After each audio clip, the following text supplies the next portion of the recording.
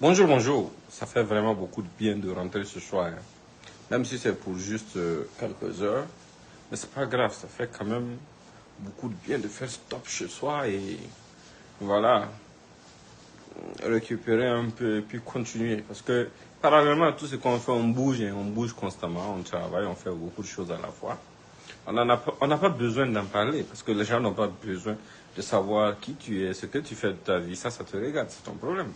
Voilà, mais ce qui nous unit, en fait, c'est notre patrie. Voilà, parce que la patrie appartient à tout le monde. Elle appartient aux Burkinabés des villages comme aux Burkinabés des villes. Ça appartient aux Burkinabés de l'intérieur comme aux Burkinabés de l'extérieur. Ça appartient à tous les citoyens sans aucune exception. Voilà, c'est pour ça que c'est important que chacun s'implique à sa façon. Et dans notre lutte commune, quand tu vois, c'est parfois des gens se lever pour dire ah, mais nous ne comprenons pas. Il faut rentrer aussi au pays. Nous, on n'est pas parti au pays à cause de la crise. La crise nous a trouvés à l'extérieur. Mais ce n'est pas parce qu'on est à l'extérieur qu'on doit se départir de ce qui se passe au pays. Parce que le pays nous appartient à tous. Continuez le partage parce qu'on va commencer.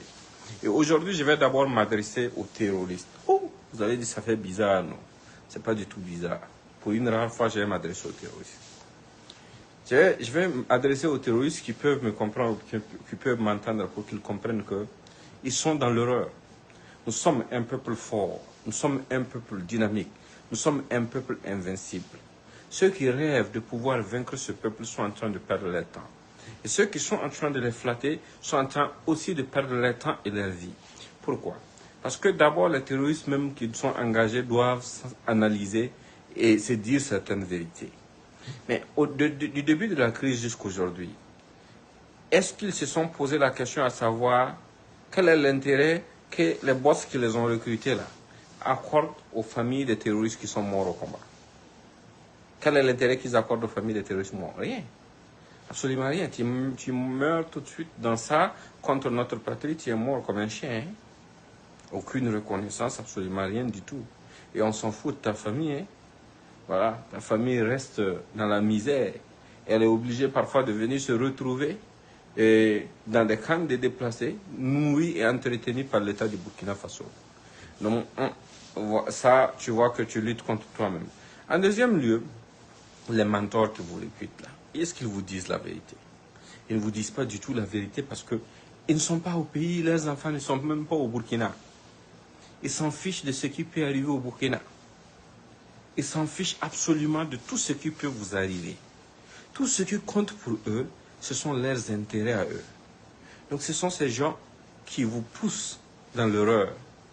Et vous êtes là, vous continuez à commettre du n'importe quoi pour des causes insensées. Analysez par vous-même. S'ils voulaient votre bien, tout ce que ces gens-là investissaient dans vous pour aller assassiner des innocents, mais cet argent allait suffire largement pour changer vos vies à travers des projets de développement et autres. Parce qu'ils savent pertinemment que vous n'allez jamais pouvoir réussir à asseoir quelque chose pour eux. Tout ce qu'ils veulent, c'est une instabilité permanente au prix de vos vies pour pouvoir atteindre leur objectif. Objectif pour faire quoi? Pour aller nourrir leur pays. C'est comme ça qu'ils fonctionnent. C'est comme ça qu'ils ont toujours été. Mais bon, celui qui ne veut pas comprendre, c'est son problème parce que nos braves sont là. On laisse ça. Celui qui n'a pas compris le message, qui ne veut pas déposer les armes, ça le regarde, c'est qu'il est naturellement maudit. Et quand on est maudit, on ne peut pas te sauver. Et ça, c'est naturel. C'est comme chez nous, de ceux qui se réclament parfois même du côté de la République, qui passent leur temps à dénigrer nos forces combattantes. Et ce sont des maudits qui font semblant. Mais on ne peut pas les récupérer. Ça, c'est leur malheur à eux. On va demander à leur famille de prier pour eux. C'est tout s'ils en ont toujours. Hein. Pour certains, leurs familles les ont déjà maudits. Alors, on passe cette parenthèse. Maintenant, on rentre dans la parenthèse de nos forces combattantes. Braves forces combattantes du Burkina Faso. Vous savez, vous êtes l'espoir de ce peuple. Et sans vous, cette patrie, ce qui reste de cette patrie allait disparaître. Ce qui a engendré la prise de pouvoir par les jeunes, vous devez vous en souvenir quotidiennement. C'est le laxisme, la lâcheté, l'abandon. C'est le fait qu'on vous ait complètement abandonné. Pendant que des gens mouraient pour la patrie, qu'est-ce que d'autres faisaient? Ils libéraient des terroristes. Et parallèlement à la libération des terroristes, ils organisaient des fêtes, dansaient, applaudissaient, soi-disant étant en campagne. Mais aujourd'hui, la vérité est là. Aujourd'hui, à cause de leur laxisme, plusieurs localités de notre pays sont tombées. Quelque chose qui est parti d'une seule localité de notre pays a contaminé la quasi-totalité du pays. Aujourd'hui, ils veulent faire croire que c'est la responsabilité de cette transition. Il faut que vous vous souveniez d'une chose. Autant de ces gens, soi-disant démocrates, quand il y avait des attaques, c'était eux qui payaient des journalistes pour faire des chroniques, soi-disant que les militaires ne combattaient pas, ils fuyaient. Maintenant qu'ils ne sont plus au pouvoir, ils disent non, c'est parce qu'un militaire ne mérite pas d'être au pouvoir que tout ça est en train d'arriver. Et ils comptent sur d'autres militaires à qui à leur cause pour pouvoir porter atteinte à d'autres militaires afin qu'eux puissent regagner le pouvoir avec leur slogan de la place d'un militaire c'est au front. Mais même si on a mis le cerveau de quelqu'un en location, tu dois comprendre que ces gens, ce sont vraiment des gens maudits, qui ne cherchent que l'effondrement de notre société. Et quand vous regardez, certains d'entre eux ont même retiré leurs frères de l'armée, avant d'interdire à ce que d'autres personnes puissent partir de l'armée. Et ce sont ces gens qui comptent sur des militaires pour prendre le pouvoir, pour le leur donner. Et quand vous regardez ces gens, tout ce qu'ils ont fait contre notre pays, mais ils pensent que les gens ont oublié.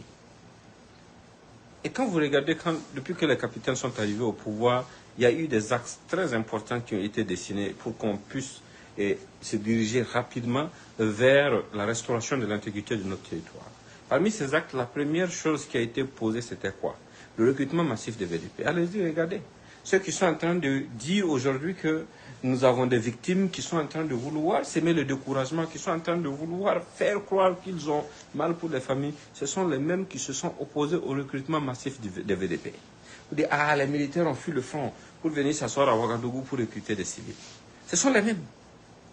Alors que c'est parce que les civils ont échoué à prendre des décisions qu'il faut pour que les militaires puissent réussir, que les militaires ont dû, à contre-cœur, venir prendre le pouvoir, parce que, ayant l'expérience du terrain et ayant le sens du besoin des hommes, ils savent que si le peuple suit leur orientation, on va s'en sortir. Mais non, ces manipulateurs ont interprété ça autrement. Et des gens suivent ça. Des égarés suivent ça. Et quand ils ont dépassé ce niveau, on est arrivé au niveau de la collecte des fonds. La participation à l'effort de paix pour pouvoir soutenir notre armée. Parce que chaque fois, on se plaignait de manque de moyens. À l'époque, quand il y avait une attaque la nuit, il fallait le lendemain ou le surlendemain pour qu'un hélico intervienne. Quand on demande des explications, ils viennent et nous disent que non, la nuit, les hélicos ne peuvent pas voler. Mais quand même, ne soyons pas ingrats. Reconnaissons que tout ça, ça a changé aujourd'hui. Nous perdons des gens, c'est vrai, mais on ne peut pas montrer notre tristesse face à l'ennemi. Parce qu'on ne peut pas laisser l'ennemi nous dicter quand est-ce qu'on doit avoir mal, comme je l'ai toujours répété. C'est ça le principe de la guerre. On ne souhaite même pas perdre un seul de nos frères. Nous perdons nous autres, des membres de nos familles et autres. Mais on garde le silence sur ça. Parce que nous sommes en guerre. Et l'ennemi subit des pertes permanemment. Mais est-ce que vous les entendez crier et pleurnicher? Non. Ils ne crient pas, ils ne pleurnichent pas. C'est pas parce qu'ils n'ont pas mal, non. C'est parce qu'ils veulent remonter le moral de leurs troupes et parce qu'ils veulent avoir l'espoir de pouvoir recruter davantage de personnes pour nous faire plus de mal. Et si nous, qui sommes l'État, avec des moyens aériens, avec les meilleurs braves du continent, si nous sommes incapables de contenir notre douleur et de faire face à notre destin en tant qu'hommes, mais on va toujours être dans un perpétuel recommencement. On ne va même pas avoir la chance d'avoir le recommencement. On va avoir le recul permanent. Parce que des gens qui vous disent clairement que ce n'est pas bon les VDP. Si on soustrait les VDP de nos effectifs, ils vous disent qu'en fait, il y a certains FDS qu'il faut enlever pour envoyer à la CPI. On les soustrait. Ils vous disent non, il ne faut pas participer à l'effort de paix. On soustrait ça. On va faire comment? Qu'est-ce qu'on va devenir? Ça veut dire quoi? Ça veut dire que ce sont des gens sournois qui travaillent clairement pour le terrorisme mais qui ne peuvent pas l'affirmer. Pour être entendu, il faut qu'ils se cachent derrière un semblant d'amour pour la patrie. Et ça se voit clairement parce que à travers leurs actions, qu'est-ce qu'ils font? Ils s'en prennent d'abord à tous ceux qui, comme nous autres, essayons de dire constamment au Burkinabé que nous sommes suffisamment forts pour gagner cette guerre. C'est à ceux qui se lèvent matin, midi, soir pour dire à nos forces de défense et de sécurité, à nos VDP, que vous êtes les meilleurs. Nous sommes fiers de vous. Nous sommes fiers de vos résultats. Pourquoi ils nous attaquent alors? Réfléchissez-y. Ils nous attaquent juste parce que nous disons que vous êtes forts. Ils nous attaquent juste parce que nous disons que vous faites tout ce que vous pouvez faire pour qu'on puisse aboutir à quelque chose qui va nous aider à endiguer cette crise. Mais s'il y a un Burkinabé qui peut applaudir des gens qui sont contre le fait qu'on reconnaisse que votre sacrifice est important et que vous faites tout ce que vous pouvez faire pour que le pays s'en sorte et que nous sommes sur la bonne voie, c'est que cette personne travaille naturellement pour les terroristes. Voilà. Et je vais vous raconter une anecdote, parce qu'il y a des faux profils qui se donnent de l'importance, qui font croire qu'on les cherche, mais qui n'ont jamais été recherchés. Par exemple, parmi les gens qui ont été arrêtés dans l'affaire de la dernière tentative de coup d'État, il y a des gens qui connaissent l'identité de tous les acteurs derrière ce faux profil, qui ont voulu marchander sans compte leur liberté. Mais le capitaine, le commandant, le désormais commandant Yabré, qui est le patron de l'ANL, leur a répondu simplement, il a dit, écoutez, moi je m'en fous de l'identité de qui est derrière un faux profil ou pas. Moi, ce qui m'intéresse, c'est la survie de cette patrie. Ce qui m'intéresse, c'est l'intégrité territoriale du Burkina Faso et la sécurité nationale. Même quand j'interpelle des gens crient à gauche, à droite pour dire c'est en lien avec un faux profil, moi je n'ai pas le temps pour répondre à ça parce que je me préoccupe seulement de ce qui incombe aux Burkinabés. Je me préoccupe seulement de la sécurité des Burkinabés, de leur survie. Donc, si c'est contre ça que vous voulez être libre, vous ne serez jamais libre parce que ce que vous avez voulu entreprendre, c'est contre la patrie. Ils le savent très bien. Donc, ils se donnent de l'importance. Il avait ajouté aussi ce jour que lui, il fait confiance au jugement des Burkinabés.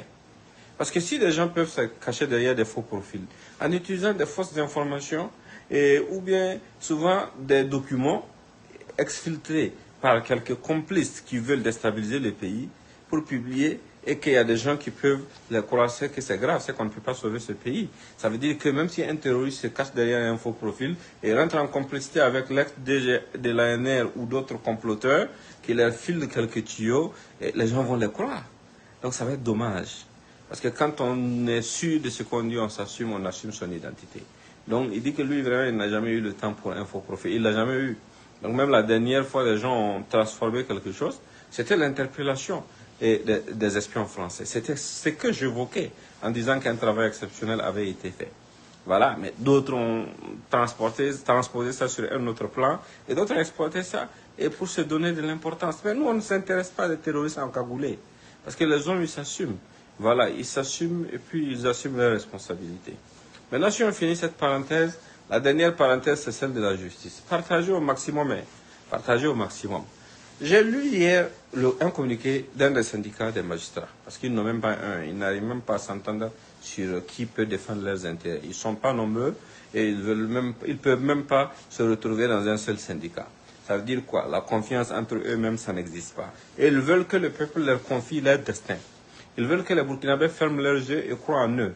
Ils veulent que le peuple laisse les magistrats faire tout ce qu'ils veulent du Burkinabé sans que le Burkinabé n'ait son mot à dire. Ça veut dire quoi? Sans que l'exécutif ou le législatif n'ait son mot à dire en ce qui concerne les magistrats. Ça, c'est plus qu'une dictature. C'est quelque chose d'inacceptable. C'est une soumission qui ne peut pas être acceptée parce que vous avez été mis à l'épreuve et vous n'avez pas respecté le contrat. Par exemple, je vous donne des exemples simples. Les gendarmes ont été affamés à Inata par des politiciens qui ont libéré des terroristes pour organiser des élections. Et ces terroristes sont allés assassiner ces gendarmes. Est-ce que justice a été rendue pour ces familles? Non. Aucun juge ne s'est auto-saisi. On a eu Yirgou. Quelle est la suite? Absolument rien.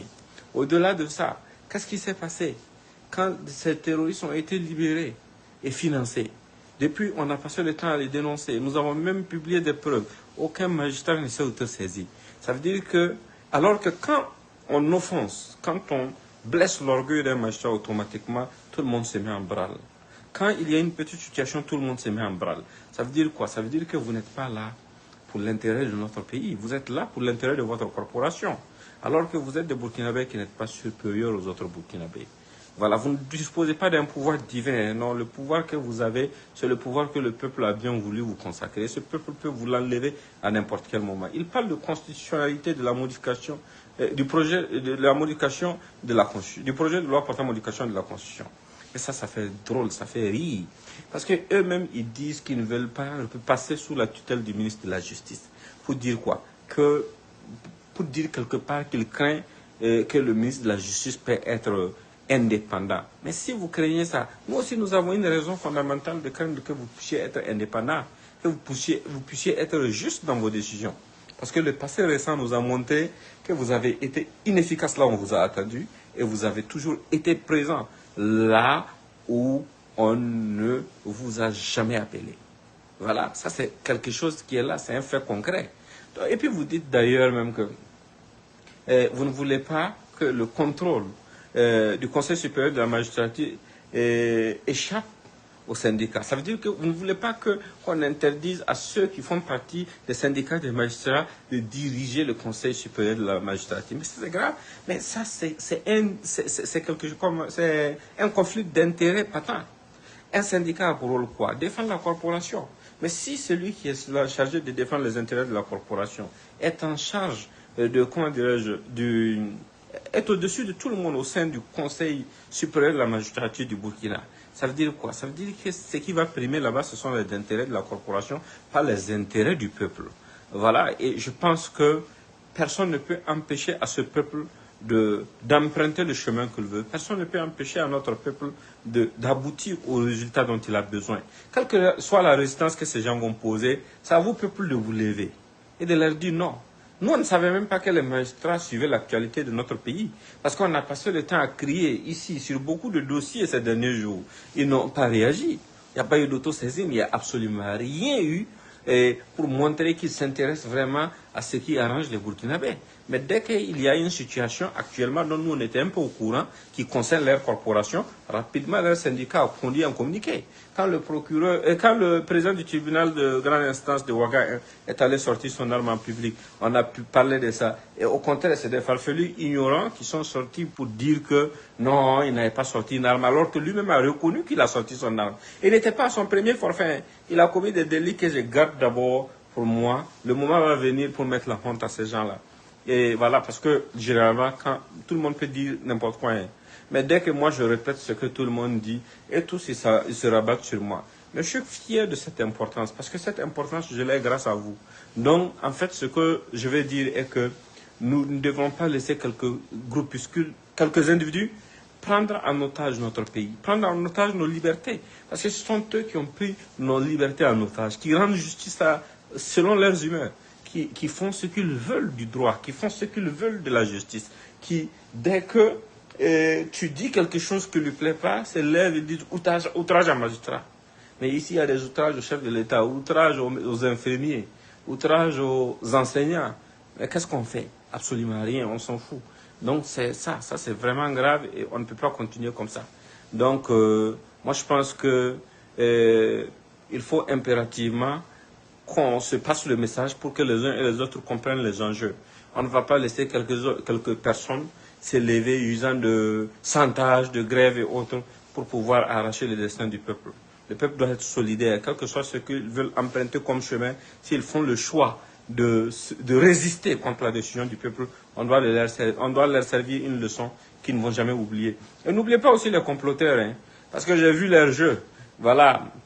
Et j'ai vu leur jeu, ils ont commencé à faire des choses sur lesquelles j'ai décidé de ne pas m'attarder, parce que ce sont des gens insignifiants en fait. Cette fois-ci, nous prions Dieu même qu'il passe à l'action, pour que le peuple puisse les servir une bonne leçon, afin que ceux qui vont survivre puissent comprendre que ce peuple-là, personne ne pourra le dompter. Donc, on compte absolument sur chacun d'entre vous pour passer les messages, on compte absolument sur chacun d'entre vous pour maintenir la veille citoyenne active. Parce que ce qui est en jeu, c'est plus important que n'importe quoi. Les gens, vous avez remarqué, les Newton qui insultent les Ouïa, qui les qualifient d'ignorants, il m'a qualifié de semi-lettré. Comme si être lettré, c'était comme si le Burkina appartenait seulement aux intellectuels lettrés. Même si j'étais illettré, c'est pas grave. Si je suis burkinabé, j'ai le droit à la parole. Je suis burkinabé, je peux parler dans ma langue maternelle. Voilà, donc il n'y a pas de problème. Je peux me mêler au débat politique du Burkina. Les débats politiques constitutionnels, aucune disposition de la Constitution ne dit que le débat politique est réservé aux gens qui sont allés à l'école ou bien aux gens qui sont diplômés. Non, c'est pour ça que tout le monde peut voter. Il y a un ex-président de la CENI qui dit ces gens à des balivernes. et qui sort subitement pour dire que lui, sa famille est installée en France depuis 93. Avec quel argent même? Ce sujet même, on va revenir sur ça. J'attends d'abord sa réponse sur tout ce que j'ai évoqué. Et puis on va se rentrer dedans à fond. Parce que moi, je ne me fatigue jamais. Ils ont d'abord, vous avez remarqué, quand ils voulaient préparer leur premier coup, ils ont créé leur faux profil et autres. C'était moi leur sujet d'actualité. Matin, midi, soir, essayer de me dénigrer. Ça n'a produit aucun effet.